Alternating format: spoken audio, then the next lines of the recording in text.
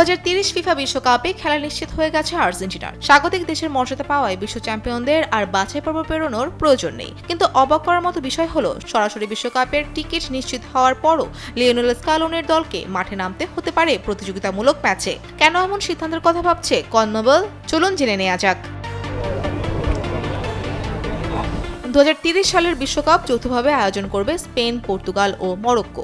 পাশাপাশি বিশ্বকাপের শতবর্ষ উদযাপন উপলক্ষে আর্জেন্টিনা, উরুগুয়ে ও প্যারাগুয়েতেও অনুষ্ঠিত হবে একটি করে উদ্বোধনী ম্যাচ। এই বিশেষ আয়োজনের ফলে আর্জেন্টিনা, উরুগুয়ে ও প্যারাগুয়ে স্বাগতিক দেশের মর্যাদা পেয়েছে, আর সেই কারণেই 3 দেশই সরাসরি বিশ্বকাপে অংশগ্রহণের সুযোগ পাচ্ছে। কিন্তু এখানে শেষ নয় গল্প।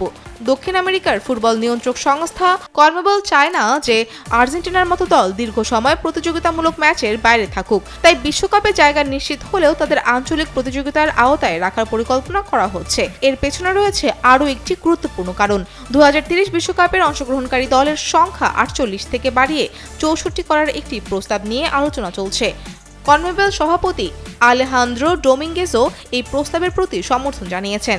যদি দল সংখ্যা বৃদ্ধি পায়, তাহলে দক্ষিণ আমেরিকার জন্য বরাদ্দ টিকিটও বাড়তে পারে। সেক্ষেত্রে আর্জেন্টিনা, উরুগুয়ে ও প্যারাগুয়ে আগে থেকেই নিশ্চিত থাকায় বাকি দেশগুলোর জন্য বাছাই পর্বেও লড়াই তুলনামূলক সহজ হয়ে যাবে।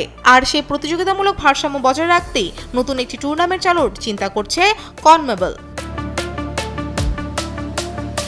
প্রস্তাবিত এই প্রতিযোগিতা অনেকটা উয়েফা নেশনস লিগের আদলে হতে পারে, যেখানে দক্ষিণ আমেরিকার জাতীয় দলগুলো নিয়মিত প্রতিযোগিতামূলক ম্যাচ খেলার সুযোগ পাবে।